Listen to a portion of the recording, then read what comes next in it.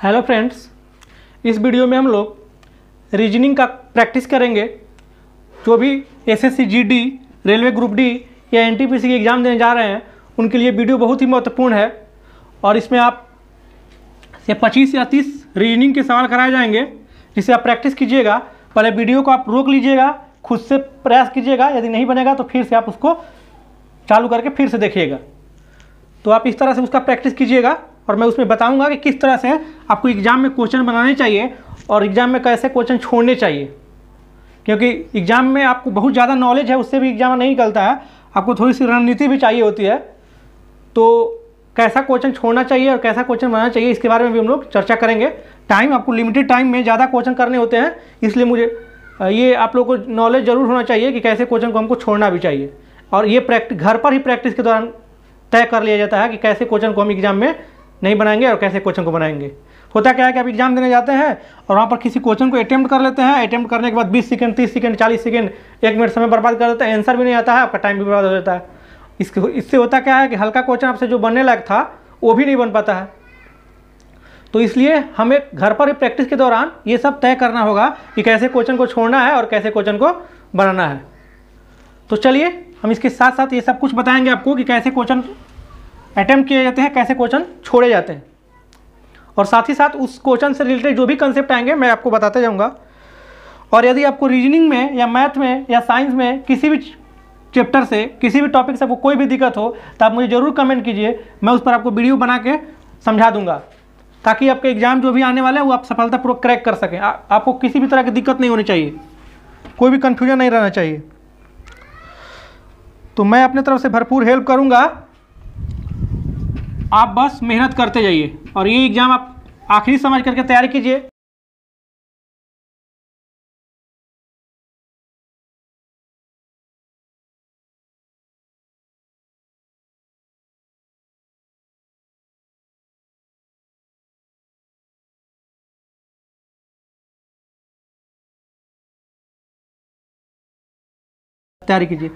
तो first question है हमारा कि घन के सभी 6 पृष्ठों को अलग अलग रंगों से रंगा गया है। तो कह रहा है कि हरा पृष्ठ तली में हो तो ऊपरी पृष्ठ का रंग क्या होगा। पहले क्वेश्चन पढ़ते हैं, चलिए। हरे पृष्ठ के विपरीत दिशा में बैंगनी पृष्ठ है। एक ही लाइन से देखिए इसमें आंसर आ जाता है। क्वेश्चन क्या कर रहा था कि हरे पृष्ठ अगर तली में हो तो ऊपरी पृष्ठ क्या होगा। घन के बारे में मैं आपको पढ़ाया हूँ पहले, यदि आप उस वीडियो को नहीं देखे हो डाइस के बारे में तो आप उसे देख लीजिए। कहता कि हरा यदि तली में हो, हरा तली में कह रहा था ना, हरा तली में है, यानी कि नीचे में हरा है तो ऊपरी पृष्ठ पर क्या होगा। इसका मतलब आप क्या समझ रहे हैं कि जब नीचे में हरा है और ऊपरी पृष्ठ पूछा, यानी कि एक दूसरे के विपरीत पूछ रहा है। और फर्स्ट लाइन में लिख दिया है कि हरे पृष्ठ के विपरीत दिशा में बैंगनी पृष्ठ है। तो इसका आंसर हम क्या करेंगे, बैंगनी मार करके चले देंगे। हो गया, हरा का फर्स्ट लाइन है। पूरा क्वेश्चन आपको भुलवाने के लिए दे दिया। आप इसमें आप 2 मिनट डायग्राम बनाते हैं, इस तरीके से कर करके ऐसे बनाया जाता है ऐसे क्वेश्चन को। फिर आपको सोल्व करना पड़ता है, कितना समय लग जाता है, 2-3 मिनट। और आपको इसीलिए क्वेश्चन को ध्यान से समझना, और जो अगर लंबा क्वेश्चन है उसमें कुछ ना कुछ शॉर्ट ही लगाया गया रहता है। क्योंकि ये रेलवे के एग्जाम, ऐसे के एग्जाम में आपको हल्के क्वेश्चन ही आते हैं, बैंकिंग में इससे ज़्यादा हार्ड सवाल हो जाता है। नेक्स्ट क्वेश्चन देखिए क्या कह रहा, एक वृत्त में 6 लड़कियां एक दूसरे की ओर मुँह करके बैठी हुई हैं। पहले सीटिंग अरेंजमेंट आ गया वृत्त का क्वेश्चन, तो हम समझते हैं कैसे ऐसे क्वेश्चन को बनाने के लिए थोड़ा सा ध्यान दीजिएगा। कुछ कंसेप्ट है उसको समझ लीजिए। पहले तो जितना को बैठाना होगा उतना भाग में हम वृत्तों के बांट लेंगे। ऐसे माने 6 भाग में बैठाना था तो 6 को बांट लिए। अब दाहिने बाएं में इसमें कन्फ्यूजन होता है, बिल्कुल कन्फ्यूज नहीं होना है आपको। बस यहाँ से चलना मान लीजिए स्टार्ट करना बैठाना, तो आप देखिएगा दाहिना आपके दाहिने हाथ की तरफ जाएगा और बायां आपके बाएं हाथ की तरफ जाएगा। जिसके दाहिने बैठाना होगा तो अपने दाएं हाथ की तरफ कीजिएगा, और बायां करना होगा तो अपने बाएं हाथ की तरफ करेंगे हम। तो चलिए बैठाते हैं हम। क्या कह रहा था कि हीना महक के दाहिने ओर बैठी है। हीना किसके दाहिने ओर बैठी है, ध्यान समझिएगा। हीना महक के दाएं ओर बैठी है, महक के दाएं। तो महक को पहले बैठा लेंगे, उसके दाएं में हीना है तो यहाँ पर हम महक को बैठा लेते हैं। और उसके दाएं करना है, इस साइड में करेंगे, दाएं हाथ की तरफ हीना को बिठा देते हैं। अब नेक्स्ट क्या कह रहा था कि इला हीना के दाहिने ओर है। इला जो है हीना के दाहिने ओर, फिर हीना के दाहिने, यानी कि हमारे दाहिने हाथ की तरफ इला को बैठा दिए। अब चलिए फिर सीमा महक के बाएं है। महक यहाँ पर बैठी है ना, सीमा इसके बाएं, यानी कि इधर बैठा दिए। नेक्स्ट है प्रिया और सीमा के बीच में रानी बैठी है। प्रिया और सीमा के बीच, सीमा तो यहाँ पर बैठ गई है, रानी दो के बीच में बैठी है, तो यहाँ पर प्रिया होगी ना, तभी ना इसके बीच में रानी बैठेगी। सीमा और प्रिया के बीच में हमारा कौन बैठा है? रानी बैठा है। तो क्वेश्चन क्या पूछ रहा है कि प्रिया कहाँ बैठी है? प्रिया। अब बताइए, ऑप्शन आपके सामने है, देखिए तो क्या हो जाएगा? ईला और रानी के बीच में कौन बैठा है? प्रिया बैठा है, प्रिया बैठी है। तो पहले आप वीडियो को पॉज कर लीजिए, उसको खुद से बनाने का प्रयास कीजिए, नहीं बनता है फिर देखिए। और साथ ही साथ आपको बहुत सारे साइंस के, फिजिक्स के बहुत ही इंपॉर्टेंट वीडियो न्यूमेरिकल 4 पार्ट में आपको दिया गया है, और उस न्यूमेरिकल वाले पार्ट को भी आप जरूर बनाइए, देखिए, क्योंकि न्यूमेरिकल से 2-3 क्वेश्चन हो जाते हैं एग्जाम में, तो उसको भी बनाना बहुत ही जरूरी है। अब चलिए रीजनिंग का नेक्स्ट सवाल है, हमारा ब्लड रिलेशन का है। इसमें कह रहा है कि ए गुणा बी का मतलब ए बी का भाई। ध्यान से एक बार समझा देते हैं इसको। ए गुणा बी का मतलब क्या है कि ए बी का भाई है। इसका मतलब क्या समझते हैं आप कि जो पहला वाला है वो दूसरा वाला के भाई है। गुणा का अगर बीच में रहेगा, चाहे दोनों की जगह में कुछ भी हो, लेकिन अगर बीच में गुणा आ जाए, इस गुणा का मतलब हो जाता है कि पहला वाला दूसरा वाला का भाई होगा। अब दूसरा वाला बहन है कि भाई है, इसके बारे में क्लियर जानकारी नहीं है, लेकिन ये हमको पता है कि दूसरा वाला जो है हमारा भाई है, किसका? पहला वाला का। तो इसी तरह के सारे चीज का मतलब समझाया आपको। पूछ क्या रहा है? एल एम गुणा एन प्लस ओ में पिता कौन है? तो पहले चलिए बनाते हैं। ऐसा एल बटा एम में क्या ए बाई बी के बारे में दिया है ना, ए बाई बी। तो इसमें क्या कह रहा है? ए बी की माँ है, यानी कि शुरू वाला दूसरे वाला का माँ है, तो इसमें क्या करते हैं हम? माँ लिख देते हैं। एल यानी कि एम की माँ हो गई। अब आगे चलिए, ए गुणा बी, ए बी की पुत्री है। गुणा का मतलब है, सॉरी प्लस था ना, ये गुणा का मतलब, सॉरी गुणा का मतलब है क्या करें, यहाँ पे गुणा है ना, तो गुणा वाला देखेंगे। गुणा वाला यहाँ पे लिखे हैं ए बी का भाई है, यानी कि एम जो है एन का क्या है? भाई है। एम क्या है? एन का भाई है। नेक्स्ट में क्या है? प्लस। तो प्लस वाला क्या दिया है? ए बी की पुत्री है, यानी कि शुरू वाला बाद वाला की पुत्री है, अगर प्लस में रहेगा तो ये क्या हो जाएगी? इसकी पुत्री, ये पुत्री हो गई। अब समझिए, ये इसकी माँ थी और ये भाई हो गया इसका भाई, तो ये दोनों एक दूसरे में भाई बहन हो गया। ये इसकी माँ थी, तो जब ये माँ थी, इसका ये पुत्री है, तो या तो पुत्री कौन कौन कह सकता है? या माँ कहेंगे या पिताजी कहेंगे। तो माँ तो हो गई है, तो पिताजी कौन होंगे? ये वो हमारा क्या हो जाएगा? पिता हो जाएगा। यही ना क्वेश्चन पूछ रहा था कि पिता कौन है। तो ऐसे हम सोल्व करते हैं। इसमें यही दिया रहता है कि पहला वाला का संबंध दूसरे वाले से इस चिन्ह का दिया गया है। तो इसमें भाई था, प्लस था तो कुछ और हो जा रहा था, बटा हो जा रहा था तो कुछ और हो जा रहा था। तो इस तरीके से हम ऐसे क्वेश्चन को सोल्व करते हैं। चलिए नेक्स्ट सवाल। नेक्स्ट सवाल है कि असंगत का चयन कीजिए। असंगत मतलब विषम चुने, ऑड चुनना रहता है आपको। असंगत या विषम, इसका मतलब, या इंग्लिश में इसको ऑड चूज करना होता है। यानी कि 4 ऑप्शन दिए रहेंगे, चारों में से आपका कौन अलग है, भिन्न किस प्रकार से है, कौन सा अलग है चारों से, तो उसको चुनना रहता है। क्वेश्चन कहता है जियो, वोडाफोन, एयरटेल, अमेजन। तो देखिए इसमें क्या हो जाएगा हमारा? अमेजन हो जाएगा, क्योंकि जियो, वोडाफोन, एयरटेल, जियो, वोडाफोन, एयरटेल तीनों क्या है? टेलीकॉम कंपनियां है, फोन वाली कंपनियां है। लेकिन अमेजन टेलीकॉम कंपनी नहीं है, अमेजन ई मार्केटिंग कंपनी है। तो इस तरीका से ये हो जाएगा हमारा। नेक्स्ट सवाल है हमारा, नेक्स्ट सवाल देखिए, ये आ गया आपका एनालॉजी, जिसे सदृश्यता बोलते हैं। एनालॉजी चैप्टर का सवाल आ गया। आप इससे भी बहुत सारे सवाल पूछते हैं। कह रहा है खरगोश का जो संबंध बिल से है। देखिए खरगोश का क्या कह रहा है? जो संबंध बिल से है वही संबंध गौरैया का किससे होगा? गौरैया का किससे होगा? ऑप्शन चोंच, पंख, पेड़ और घोंसला। तो किससे हो जाएगा? घोंसला से हो जाएगा। जैसे खरगोश, ये दोनों का जो संबंध है उसका भी इससे संबंध होना चाहिए, जो भी आंसर आएगा। तो खरगोश किस में रहता है? बिल में रहता है। ये आवास का संबंध हो गया दोनों का। तो गौरैया किस में रहेगी? घोंसला में रहेगी। तो ऐसे सवाल भी आसान आसान आते हैं। अब नेक्स्ट सवाल देखिए, पासा का आ गया। मैं पासा आपको पढ़ा चुका हूँ। पासा क्या कह रहा है? पासा का है ये सवाल, कह रहा था 3, 1 और 6, फिर है 3, 2 और 5। इसमें क्या है? आपको एक चीज़ मिल रहा है। जब भी मैं बताया था आपको कि अगर एक चीज़ मिले तो उसको ऊपर रख लेते हैं, फिर क्या लिखेंगे? या तो किसी एक दिशा में, या तो ऐसे चलिए, तो दोनों में इसी तरीके से चलना है। तो ये 1 हो गया, ये 6 हो गया। 3 के बाद क्या आएगा? 1 फिर 6। इसमें 3 के बाद क्या आएगा? 2 फिर 5। अब जो बच गया उसको लिख लेते हैं। क्या बचा है? 4 बचा है, क्योंकि पासा में 1 से लेकर 6 तक का अंक होता है। तो अब किसके पूछ रहा है? 6 के विपरीत। तो ऐसे अगर स्ट्रक्चर हम बना लिए, तो 1 को आपको बताया था कि 1 को छोड़कर एक दूसरे का अपोजिट होता है। तो 6 का अपोजिट क्या हो जाएगा 5, 2 का अपोजिट क्या हो जाएगा 1। इस तरीके से जो भी पूछेगा हम बना देंगे। तो 6 का अपोजिट पूछ रहा था तो हमारा क्या आंसर हो जाएगा 5 आंसर हो जाएगा।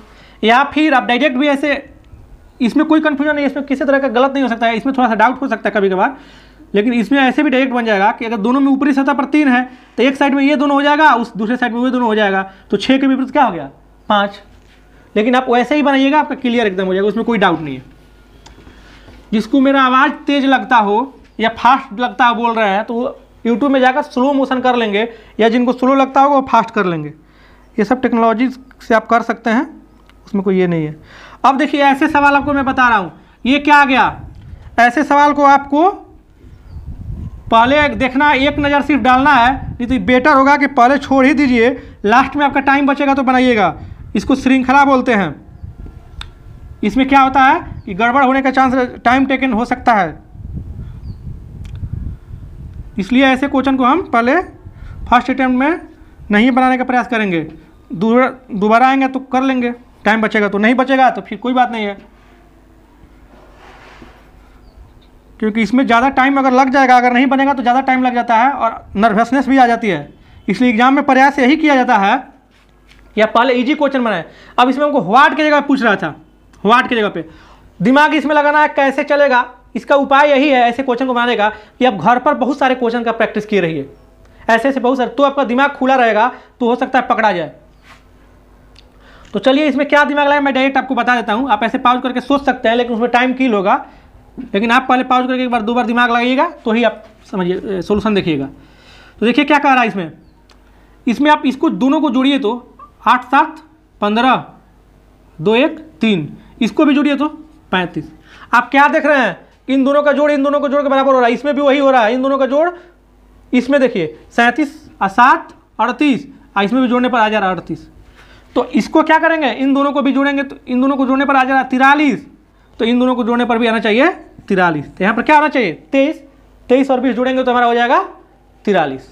तो पहले आप वीडियो को एक बार पॉज करके देख बनाइए खुद से, सारे क्वेश्चन को पहले आप अटेम्प्ट कीजिए वीडियो को पॉज करके। मैं आपको 10 सेकेंड टाइम नहीं दूंगा, इसलिए नहीं दूंगा कि टाइम किल होगा उस तरह से, और वीडियो लंबा होगा तो आप भी खुद से वीडियो को रोक लीजिएगा। नेक्स्ट सवाल हमारा है, नेक्स्ट सवाल कह रहा है, ये भी एक तरह का श्रृंखला सीरीज का ही है, लेकिन अल्फ़ाबेट में। जो लोग रीजनिंग नहीं पढ़े होंगे उनके लिए मैं बेसिक से रीजनिंग चलाऊंगा, जो 0 से लेकर एकदम हाई लेवल तक रहेगा सारे एग्जाम के लिए। अब इसमें क्या कह रहा है, इसमें स्थान आपको याद रखना है तो रख सकते हैं। आर का स्थान क्या होता है 18, डब्ल्यू का स्थान होता है 23, बी का स्थान क्या होता है 2, जी का स्थान क्या होता है 7, एल का स्थान 12, इस तरीक़े से। तो अब क्या पूछ रहा था, एल के बाद क्या होगा ना, इसमें अब क्या देख रहे हैं 5 जोड़ रहा है, इसमें क्या कर रहा है 5 जोड़ रहा है। 5 देखिए यहाँ पर कैसे 23 5 28 हो गया। अब 28 में से 26 आप निकाल लीजिए, 28 में से क्या करेंगे 26 निकाल लेंगे, क्योंकि जेड तक हो जाता है, फिर से शुरू हो गया है तो 2 आ गया, फिर इसमें 5 जोड़ेंगे तो 7, फिर इसमें 5 जोड़ेंगे तो 12, अगला में फिर 5 जोड़ दीजिए तो क्या आ जाएगा 17। तो 17 क्या होता है हमारा क्यू। तो ऐसे अल्फ़ाबेट चैप्टर में आपको मुंह पर याद रहना चाहिए कि किस स्थान पर कौन सा अंक होता है। उसके लिए कुछ ट्रिक्स भी है, जैसे इजोटी हो गया, इजोटी इस तरीक़ा से याद किया जाता है कि ये 5 5 के अंतर पर है, 5 10 15 20 25, तो थोड़ा सा बीच बीच में का तो आप खुद से याद कर लीजिएगा, गिन कर भी बता सकते हैं, लेकिन मेन 5 10 15 25 ऐसे 5 याद रखिएगा, तो बीच बीच का आप डायरेक्ट भी लिख सकते हैं, या फिर और बहुत सारे ट्रिक है किसी तरह से, लेकिन आप याद रखिए जरूर अल्फ़ाबेट। अल्फ़ाबेट भी आपका लोग का पढ़ाई होगा। नेक्स्ट सवाल चलिए देखते हैं। नेक्स्ट सवाल फिर आ गया ब्लड रिलेशन। ब्लड रिलेशन में कह रहा है कि मीरा ने एक लड़की की ओर तस्वीर की ओर इशारा करते हुए कहा, देखिए ध्यान से समझिएगा, मीरा कह रही है एक लड़की की तस्वीर की ओर इशारा करते हुए, तस्वीर के बारे में हमारा बात हो गया, तस्वीर के बारे में बात हो गया, यह तस्वीर लड़की है ये भी पता चल गया। इसके ओर इशारा करते हुए कह रही है वह, यानी किसके बारे में कह रही है, मीरा कह रही है वह, यानी कि तस्वीर के बारे में कहेगी ना, वह मेरी माँ की, यह जो है मेरी माँ की इकलौती, यानी मेरी माँ मतलब किसकी माँ, मीरा की माँ हो गई, मेरी माँ की इकलौती पुत्री। अब ध्यान समझिएगा, किसी का भी माँ का इकलौता पुत्र या पुत्री कौन होता है, स्वयं वही होता है। तो मेरी माँ की इकलौती पुत्री कौन हो गई, खुद मीरा हो गई, और उसकी पुत्री, यह जो फोटो है मेरी माँ की इकलौती पुत्री की पुत्री है। यानी कि मीरा का उस लड़की से क्या संबंध है, मीरा का क्या संबंध है लड़की से, तो मीरा हो गई उसकी माँ और लड़की हो गई उसकी पुत्री। इस तरीक़ा से ऐसे क्वेश्चन बनाते हैं हम। नेक्स्ट सवाल देखिए, नेक्स्ट सवाल है, हाँ नेक्स्ट सवाल आ गया आपका कथन और निष्कर्ष। कथन और निष्कर्ष, पहले खुद से दिमाग लगाइएगा। कथन और निष्कर्ष आ गया। इसमें कह रहा है, कथन में कह रहा है पिछले रविवार माह की 15 तारीख को ताजमहल पर पर्यटकों की भीड़ थी। पहला सेंटेंस कह रहा है।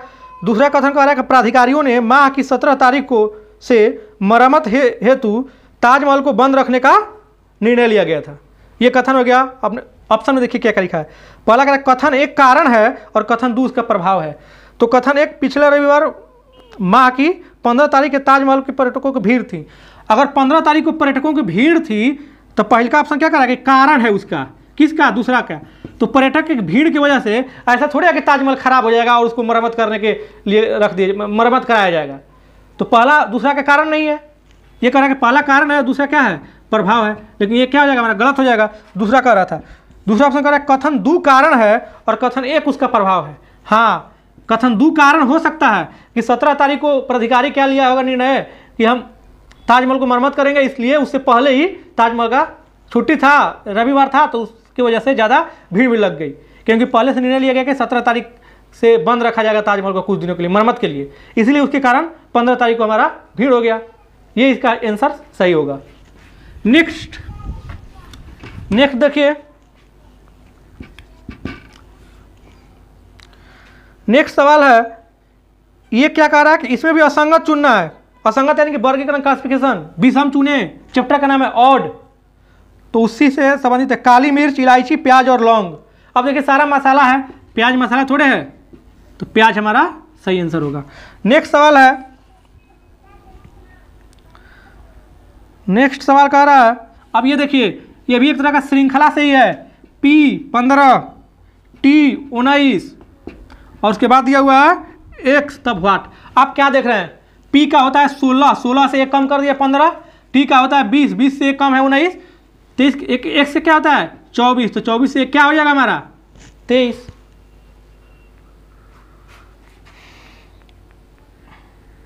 नेक्स्ट सवाल देखिए,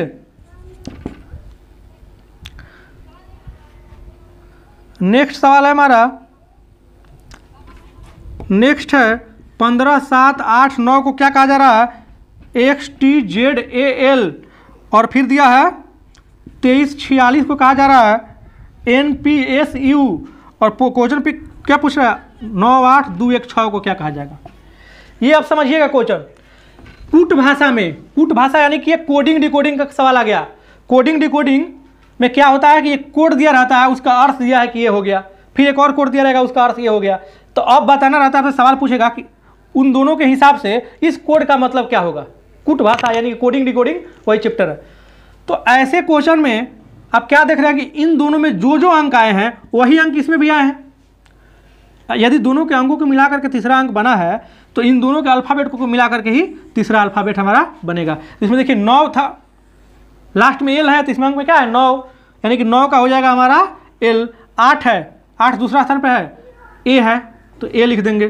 दू इसमें है ना, तो दू इधर से शुरू में है, इधर अल्फ़ाबेट में शुरू में क्या है एन, तो एल ए एन। फिर 1 के बारे में बताइए एक्स, और फिर 6, तो लास्ट में 6 है, 6 के बारे में क्या बताएंगे यू। इस तरीक़ा से हम कर लेंगे। तो ऐसे सवाल को कोडिंग डिकोडिंग से आते हैं। कोडिंग डिकोडिंग से भी बहुत सारे 2-3 सवाल रहते हैं। चलिए नेक्स्ट सवाल है, आप पहले क्या कीजिए कि वीडियो को पॉज कीजिए और खुद से बनाइए, तो आपका दिमाग खुलेगा। अब देखिए नेक्स्ट सवाल है, कह रहा है किसी दामाद को यह याद है कि उसकी सास का जन्मदिन 20 अगस्त से पहले निश्चित रूप से आता है। क्या आता है, सास का जन्मदिन 20 अगस्त से पहले आता है। ध्यान दीजिएगा, दामाद को याद है कि 20 अगस्त से पहले आता है, जबकि उसकी पत्नी को याद है कि उसकी माँ का जन्मदिन निश्चित रूप से 18 अगस्त के बाद है। 18 अगस्त के बाद और 22 अगस्त से पहले। अब बताइए, दामाद को याद है कि 20 अगस्त से पहले आता है और उसकी पत्नी को याद है कि 18 अगस्त के बाद आता है, लेकिन 22 अगस्त से पहले। तो 20 अगस्त से तो पहले होगा और 18 अगस्त के बाद क्या आता है 19 अगस्त। देखिए क्वेश्चन कितना लंबा दिया हुआ है, ऐसे लगेगा कि अरे ये तो लंबा क्वेश्चन, इसको छोड़ दें। तो एक नज़र पहले डाल लीजिए।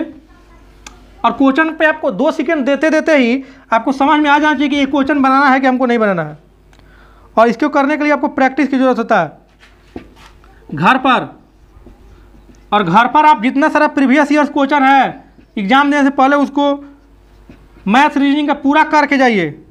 और जो भी आपको डाउट होता है वो मुझसे ज़रूर कमेंट बॉक्स में कीजिए, मैं उस पर आपको वीडियो बना करके क्लियर कर दूंगा। चलिए ये देखिए क्वेश्चन, नेपाल को ये लिखा हुआ है तो इंडिया को क्या लिखेगा? तो आप देखिए तो N14, N का स्थान तो ऐसे स्पष्ट दिख भी रहा है। E का 5वां स्थान होता है अल्फाबेट में बाएं साइड से, P का स्थान 16वां होता है, यानी कि स्थानीय लिख दिया डायरेक्ट। A का स्थान 1, L का स्थान 12, तो आप इसको लिख लीजिएगा ना। I का जो स्थान होना है लिखना है, N का जो स्थान होगा उसको लिख देना है। नेक्स्ट सवाल, आपको घर पर ही ये भी देखिए सादृश्यता का ही सवाल है। कृतज्ञता, धैर्य, ईमानदारी, लोभ, इसमें असंगत चुनना है। असंगत यानी कि जो अलग हो। तो कृतज्ञता भी अच्छा चीज़ होता है, यानी कि कोई किसी का एहसान मानता है, कृतज्ञ है। मैं आपके कोई आप मेरा कोई हेल्प किए तो मैं आपका कृतज्ञ रहूँगा, कृतज्ञता उसको बोलते हैं। धैर्य भी अच्छा गुण है, ईमानदारी भी अच्छा गुण है, लेकिन लोभ एक तरह का बुरा गुण है। तो हमारा क्या हो जाएगा? इस समय असंगत हो जाएगा लोभ, आंसर हो जाएगा लोभ। नेक्स्ट सवाल देखिए, फिर से आपका आगे एनालॉजी, सादृश्यता से सवाल बहुत ज़्यादा रहते हैं। एनालॉजी एक रीजनिंग का चैप्टर है। तो ये कह रहा है चिकित्सक, रोग, तो पुलिस। जो चिकित्सक का रोग से संबंध है तो पुलिस का वही क्या है? अपराध से हो जाएगा, क्राइम से। 4 ऑप्शन में हमारा हो जाएगा अपराध।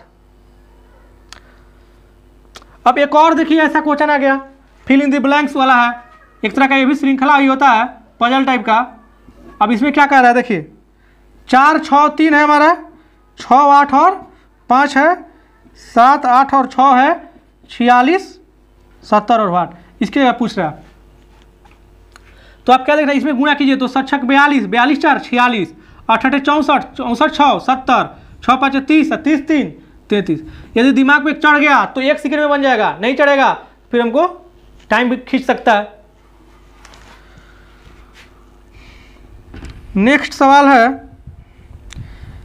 हमारा साइलोलिज्म का है। जो चैप्टर आपको फंसाता है उसको जरूर आप कमेंट मुझे कीजिए, मैं उस पर पर्सनली वीडियो बना दूंगा, क्योंकि मुझे बेसिक से पढ़ाना भी है। तो उस चैप्टर को 0 से लेकर के पूरा क्लियर भी कर देंगे, तो बिगनर्स के लिए भी हो जाएगा और आपका भी हेल्प हो जाएगा। कुछ मृग परजीवी हैं, सेलुलॉजी में कथन कर रहा है कुछ मृग परजीवी हैं, तो इसको वेन डायग्राम से भी बताएंगे। और जब पढ़ाएंगे बेसिक से तो बिना वेन डायग्राम के बताएंगे, बिना वेन डायग्राम से भी आसान है। तो कुछ मृग और परजीवी यानी कि दोनों को काट देगा। सभी परजीवी क्या हो जाएगा हमारा? सभी को उसको अंदर में रख लेंगे, एवोकैड है। अब क्या करा कि सभी मृग परजीवी हैं, तो सब मृग अगर परजीवी का होने का मतलब कि मृग परजीवी के अंदर में होगा, लेकिन नहीं है। कुछ मृग परजीवी हैं, ये बड़ा वाला परजीवी हो गया हमारा। तो कह रहा है सभी एवोकैड परजीवी हैं, सभी एवोकैड परजीवी के अंदर में नहीं है, इसलिए गलत हो जाएगा। तीसरा, कुछ मृग एवोकैड हैं, कुछ मृग एवोकैड है, सही है, यही हो जाएगा हमारा आंसर। कुछ मृग एवोकैड है, क्योंकि दोनों एक दूसरे को काट रहे हैं। अब नेक्स्ट सवाल आ गया वेन डायग्राम से, 98 नंबर है। कह रहा है कि सोलर सिस्टम, प्लैनेट और यूनिवर्स, सोलर सिस्टम, प्लैनेट और यूनिवर्स। देखिए क्या होता है, यूनिवर्स यानी कि ब्रह्मांड हो गया। ब्रह्मांड में बहुत सारे सोर्स, जैसे सोलर सिस्टम है ना, वैसे बहुत सारे सिस्टम्स हैं। तो वो एक उसमें से सोलर सिस्टम हो गया, और सोलर सिस्टम में क्या आ जाएगा? प्लैनेट आ जाएगा। सोलर सिस्टम में क्या हो जाएगा? प्लैनेट आ जाएगा। तो ये तीनों एक दूसरे के अंदर है, यूनिवर्स के अंदर सोलर सिस्टम के अंदर प्लैनेट।